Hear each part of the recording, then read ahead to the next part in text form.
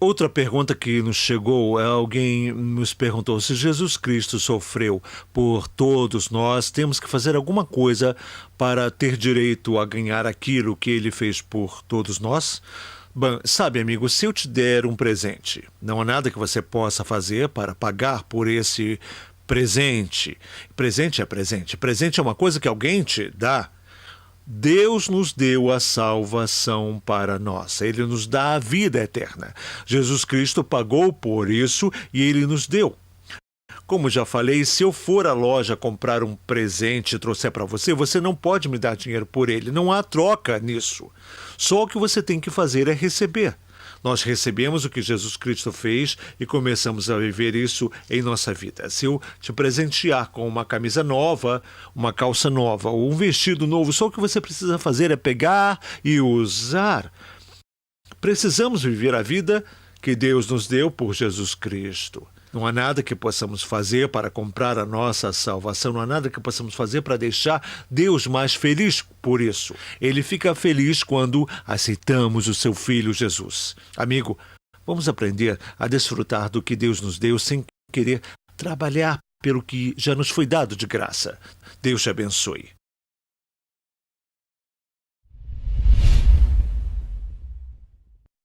Rápido, vamos ler o Salmo 92, versículos 12 e 13, que diz: o justo florescerá como a palmeira, crescerá como o cedro no Líbano.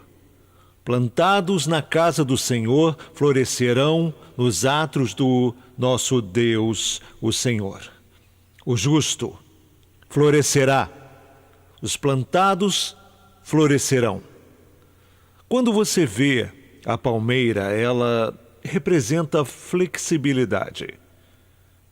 É o que eu creio que Deus quer que a nossa vida se torne, em que somos perseverantes. Então muitas pessoas desmoronam quando as coisas dão errado, mas Deus tem uma forma de ensinar a ser flexível. O cedro do Líbano representa estabilidade. É uma árvore que vive por centenas ou milhares de anos. Ele dura muito. Pessoas vêm, pessoas vão, mas ele ainda está ali. E é assim que eu creio que nossa vida deveria ser estabilidade. Porém, nada disso vai acontecer se você não estiver plantado na casa de Deus. Creio que quando Jesus estabeleceu a igreja, ele não a estabeleceu só para que tivéssemos religião.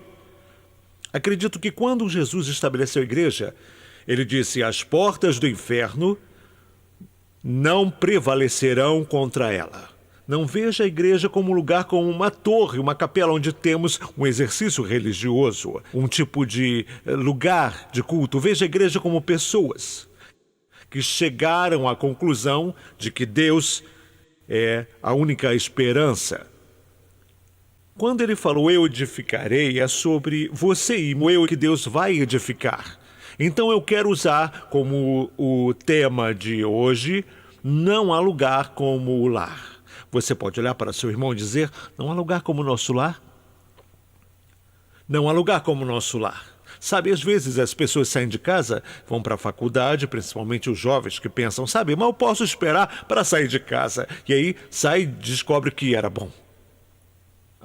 Você vai para a faculdade e não percebe que está mais pobre agora do que antes. Alguém sabe do que falo?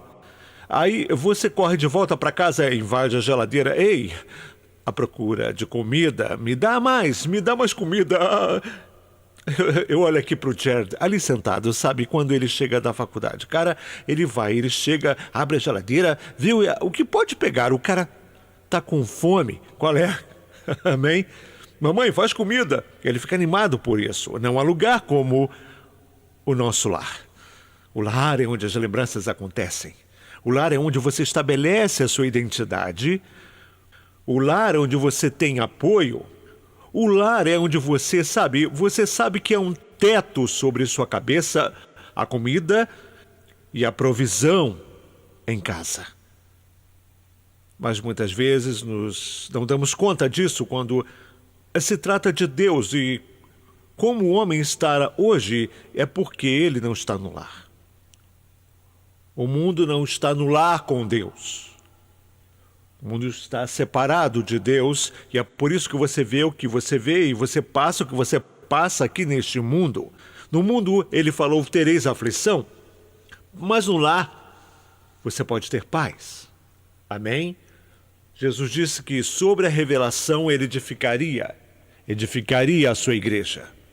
Então, quando vemos e falamos de um lar, falamos sobre originalidade.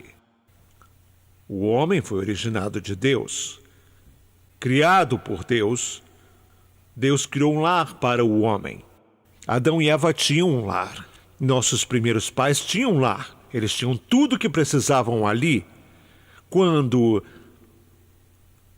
eles, porém, transgrediram a lei, eles foram expulsos de lá. Mas graças a Deus, Jesus Cristo, a cruz, o túmulo, a ressurreição, houve um caminho de volta para o lar. E quando você voltar para o lar do Pai, você vai ter tudo de volta. Há uma história em Lucas, no capítulo 15, onde Jesus estava ministrando aos feridos, aos quebrantados, doentes e aflitos. Ele passou mais tempo com os pecadores do que com os religiosos. Os religiosos se chateavam, eles murmuravam, reclamavam o tempo todo. Como pode fazer isso? Ele tem que ser um profeta? Como ele pode fazer? Ele disse, eu não vim chamar os justos, mas pecadores ao arrependimento. E ele deu esta parábola para explicar uma verdade celestial. E a parábola começa com a ovelha perdida. O pastor tinha 100 ovelhas, uma se desviou e ele deixou as 99 e foi atrás de uma. Não que as 99 não fossem importantes para ele. Porém disse, eu tinha 100 e uma se perdeu. Ele quer dizer, uma é tão importante quanto todas que estão no redil. Aí ele falou da mulher que tinha uma moeda, ela perdeu a moeda, uma moeda valiosa, e passou a procurar por toda a casa até achar a moeda. E quando achou, veja, as duas histórias diz que houve um júbilo. Deus ama quando voltamos para o nosso lugar, a alegria na casa de Deus. Então ele fala do filho perdido, chamamos de filho pródigo. E muitas vezes olhamos para o filho pródigo e não entendemos. Ele representa todos nós, a humanidade que deixou a casa do Pai, lá em Gênesis, no capítulo 3. E Jesus previu que ia esmagar a cabeça da serpente, ia redimir a humanidade. E quando você olha para a cruz, você sempre pensa na redenção. A cruz era para nós, não para Jesus. Ele fez o que fez por nós, ele veio, viveu, morreu por todos. E na história de Lucas, no capítulo 15, eu quero dar umas dicas que eu creio que podem te ajudar nesse dia importante. Então, diz aqui no versículo 11. Um certo homem tinha 2 filhos. Quantos? 2 filhos. E o mais moço deles disse ao pai, Pai, dá-me a parte dos bens que me cabe. E ele lhes repartiu os haveres, a sua herança. Veja, uma coisa na cultura judaica, eles sabem deixar uma herança para os filhos dos filhos. É isso que devemos fazer.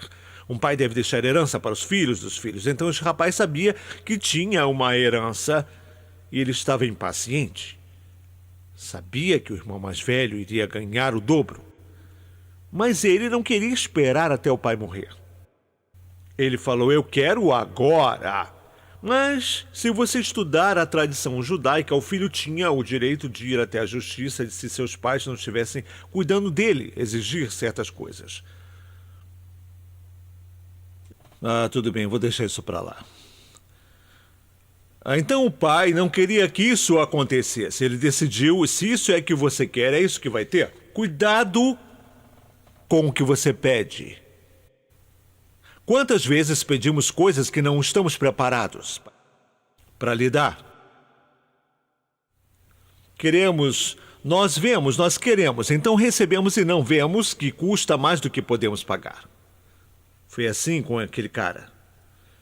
Esse jovem escolheu se rebelar contra o acordo de seu pai. Ou seja, eu não gosto de como isso está indo muito lento para mim. Sabe, nós sempre fazemos isso com Deus. Deus está muito lento, o ponteiro está girando, eu corro contra o tempo. Mas Deus não vai por sua programação. Ele conhece o plano que Ele tem. Eu disse que Ele conhece o plano que tem para você. Este pai tinha planos para os seus filhos. Eles vão estar bem depois que eu partir. Mas seu filho decidiu que queria o seu agora. Dá-me a minha herança agora. E nós vemos aqui que o pai decidiu dar em sua mente, na mente do seu filho, não lhe era conveniente esperar. Embora o pai, acredito, permitisse seu filho sair de casa, não queria dizer que o pai estivesse de acordo com aquela decisão. E às vezes nós como cristãos oramos e pedimos a Deus para fazer alguma coisa e quando não acontece do jeito que queremos que aconteça, decidimos fazer do nosso jeito. Bem, se você não pode me ajudar, então o pai deu a herança ao filho. Mas ter dado a herança ao filho não quer dizer que ele concordou com aquela decisão do filho. Você está me entendendo? Aceitação não é o mesmo que acordo. Deus vai aceitar a decisão que você tomar. É minha vida, eu vou vir do meu jeito. Deus vai ter que aceitar. Mas só porque Deus aceita a sua decisão não significa que Ele concordou com isso.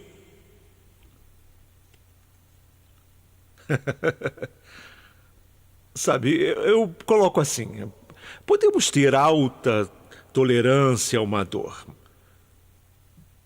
mas não significa que estamos de acordo com ela. Só porque você suporta a dor não significa que você tem que concordar. Eu posso sentir dor no meu corpo, posso suportá-la, mas eu não tenho que concordar. Eu vou dizer uma coisa agora aqui. Por quê? Porque não me ajuda a chegar onde eu quero estar na vida. O filho recebeu apenas uma parte da herança do seu pai. E a coisa é assim com Deus. Você acha que Deus vai te dar tudo de uma vez? Nunca dê tudo aos filhos. Deixa alguma coisa para depois. Deixa alguma coisa para quando ele vacilar, ele vai voltar para pegar. Lembrei dos meus filhos quando os levei à Disney uma certa vez. Eles já eram grandes, estavam, entre 15 e 17 anos de idade. E eles não queriam mais que eu ficasse perto deles. Eles queriam ficar soltos lá na Disney. Então, eles disseram, pai, você espera por aqui, nós vamos passear, e vamos nos divertir. E eu falei, podem ir, mas eu não dei dinheiro. Porque eu sabia que quando ficassem com fome, o GPS deles iria me achar. Amém? Eu não tinha que me preocupar. Eles podiam ir. Mas eu sei que vão voltar. E é assim com Deus. Ele sabe que o homem não pode viver apenas de pão. Veja, achamos que podemos viver. Não, o homem tem de compreender, não importa quão longe vá e o quanto conquiste, não podemos, por nós mesmos, andar sem a presença de Deus. Todo o joelho se dobrará, toda língua vai confessar que Jesus é o Senhor dos senhores. Então é por isso que Deus não arranca os cabelos quando você erra. Ele não corre para te salvar. Quando a ovelha se perdeu, o pastor foi e a resgatou. Quando a moeda foi perdida, eles a encontraram. Mas quando o filho, ele diz, eu não tenho que ir atrás, porque eu tenho uma coisa que ele vai precisar. E lendo a história, vemos que o filho pródigo, ele decidiu que queria a sua herança. E diz aqui no versículo 13, e passados muitos dias. Então, no primeiro dia que ele pediu, ele recebeu a permissão. Permissão não significa acordo. Aí ele o deixou ir, mas diz, não muitos dias, quer dizer que ele ainda ficou em casa. Queria ver se o pai ia chorar, como alguns jovens pretensiosos. Mal posso esperar para sair de casa. Mal posso esperar para ter a minha própria vida. E sua família derrama uma lagriminha. Você acha que estão chorando porque você vai embora? Choram porque sabem que você é um idiota. Eles têm recursos. Sabem que podem ter suas necessidades supridas. Eles sabem que você um dia vai precisar do favor novamente. Assim como quando as pessoas vacilam, voltam para casa querendo dizer, pai, mãe, vocês podem me ajudar? Deus sabe que precisamos dele. Então ajuntou tudo, não um pouco, ajuntou tudo e viajou para um país distante. Separação, distância. E lá, por que foi para tão longe? Assim ele podia fazer o que quisesse. Porque se ficasse perto, poderiam responsabilizá-lo. Mas ele queria ir para bem longe. O pecado te leva mais longe do que você quer ir, mais tempo do que você quer ficar. Isso vai te custar mais do que você vai poder pagar. Quanto mais longe ficamos de Deus, nós pensamos que Ele não nos vê. Então, nós queremos ir o mais longe que podemos. Ele foi para longe e lá, olha aqui os motivos. Lá, onde? No país distante. Ele dissipou os seus bens. Então, muitas pessoas que se afastam de Deus gastam a sua vida, perdem a sua vida, fazendo coisas com seu corpo e sua mente que dissipam a sua vida, usando tudo que Deus lhes deu com elas mesmas. Ele não investiu, ele gastou, porque achou que o dinheiro não acabaria. Achou que o que ele tinha podia bancar todas as suas escolhas na vida. E muitas vezes, começamos a fazer uma coisa e continuamos pensando, agora deu certo, mas não percebemos que um dia aquilo vai se esgotar, vai acabar. Você pode dirigir tanto tempo em seu carro. Se seu carro foi projetado para rodar com 50 quilômetros com gasolina, depois a luzinha amarela avisa que a gasolina está no final. De alguma forma você tem que parar. De alguma forma você tem que abastecer. E nós não podemos viver a vida sem Deus. Aquele jovem tentou. Ele desperdiçou a sua vida. Veja, sempre que tomamos uma decisão, vai ficar cada vez mais difícil ter uma conversa sobre o que queremos fazer em nossa vida. Esse jovem tomou uma decisão na vida. Veja, não perca sua energia tentando falar com pessoas que já decidiram. Algumas pessoas decidiram que vão para o inferno. Eu não quero falar sobre a palavra de Deus. Tudo bem. Você implorar e tentar convencê-las não vai mudar a sua mente. Às vezes a pessoa tem que ir no fundo do poço, porque quando você chega no fundo, a única coisa que pode fazer é olhar para cima. Amém? Não temos que lutar com as pessoas. É por isso que eu não creio em lutas e debates, nós acreditamos assim, acredite no que quiser. Eu não sou assim. Tudo bem, tudo bem. O que você não acredita? O que você não acredita em Deus, tudo bem. Mas eu acredito. Eu vou ficar na casa do Pai porque eu sei de onde vem o meu socorro. Eu sei de onde vem a minha alegria. Eu sei de onde vem a minha paz. Tudo isso vem do Senhor. Tudo de que tenho posse vem do meu Deus. Eu quero ficar perto da casa do Pai, pois Ele supre minhas necessidades. Esses jovens não creem. Não acreditava nisso, aquele jovem. Ele achou que podia ir para um país bem longe, viajar para um país distante.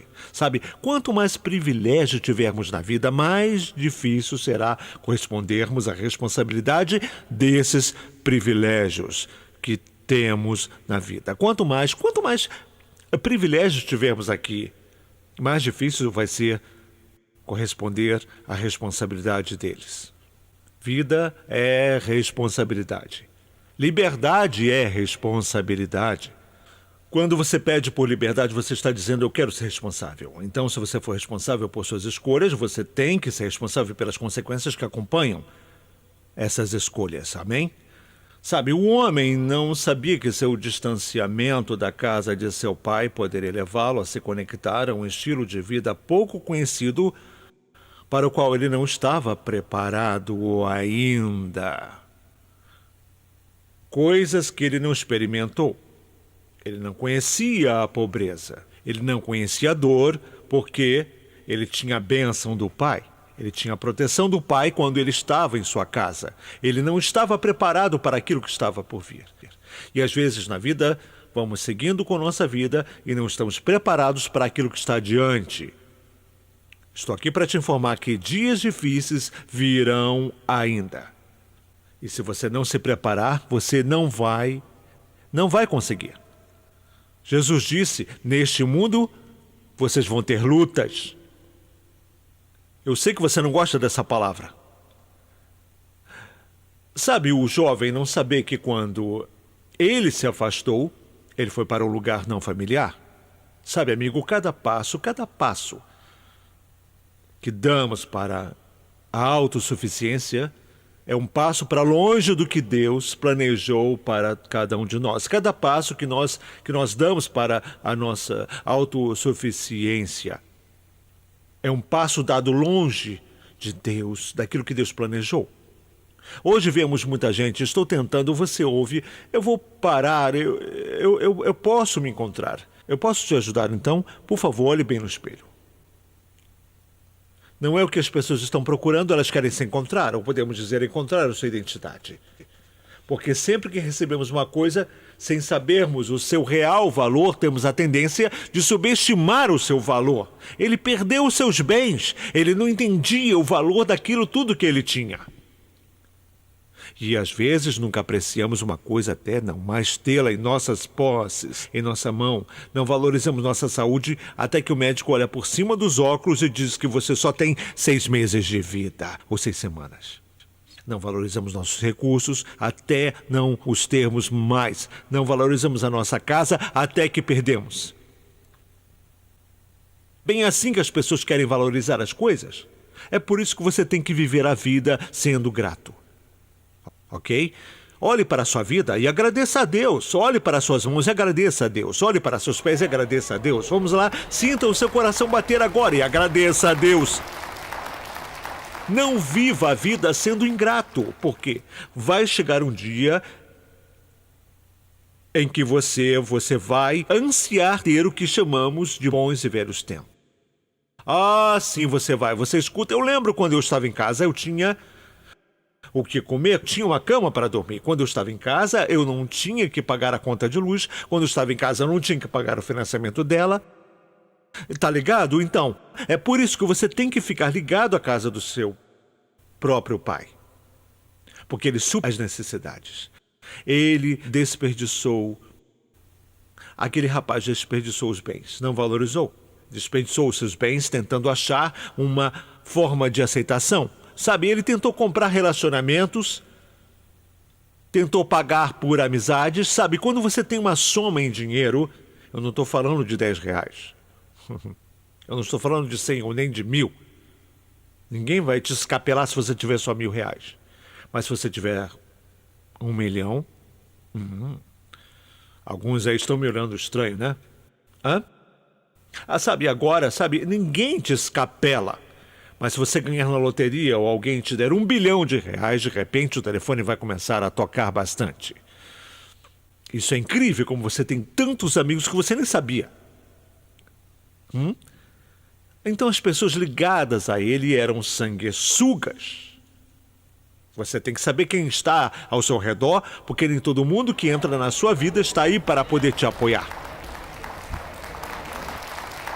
Chega muita gente em sua vida só para poder te sugar, para ver o que você pode dar a elas, o que você tem para mim. Assim eram os amigos dele.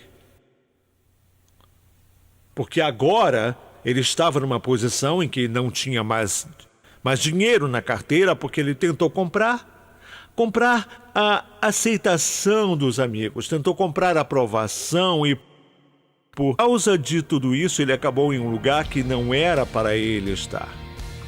Isso levou a uma decepção. Decepção simplesmente é um compromisso que não aconteceu.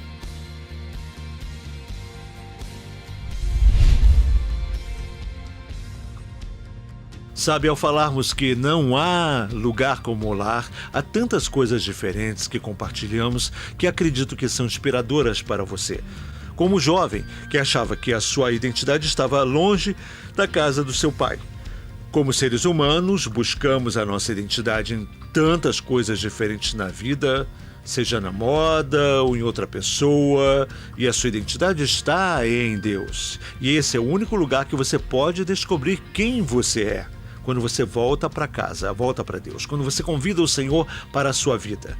Assim como aquele jovem teve que voltar, e quando ele voltou, ele recebeu o que procurava o tempo inteiro. Às vezes, o que procuramos está apenas em um lugar, em Deus. Eu oro por você agora, se você nos vê pela primeira vez, que de alguma forma você possa receber. E aplique isso à sua vida. Amamos saber de você, amigo, e queremos te encorajar a escrever e contar o seu testemunho de como esse programa tem enriquecido o seu viver. Então, onde quer que esteja, quer seja na América Latina, nas Ilhas do Caribe, ou então na África ou Europa, onde quer que esteja, eu te incentivo a passar um e-mail e nos contar o seu testemunho. Temos que ir agora, mas temos que pedir ao Senhor que te abençoe. Pai, outra vez, obrigado porque cremos, Senhor Deus, que Tu nos ama muito, que Tu te importas com a gente. Por Jesus Cristo temos acesso a uma vida ao seu lado. Oro, Deus, por todo aquele que esteja longe de Ti, que possa voltar agora, porque não há lugar como o lar, não há lugar como estar em Tua presença, porque coisas acontecem em Tua presença que não acontecem fora dela aqui neste mundo. Eu peço Sua bênção sobre essa pessoa. Toque, amplie a sua vida e que ele possa, saiba, Deus, que não há lugar como o lar. Assim eu oro em nome de Jesus. Amém, amém. Sabe, nosso tempo acabou, temos que parar agora, mas não esqueça de nos mandar um e-mail contando a sua história e como temos te abençoado. Amamos saber sobre você quando você nos escreve e conta aquilo que Deus está realizando. Bem, até semana que vem. Levante a cabeça e lembre-se, Deus está esperando você voltar ao lar. Tenha um bom dia.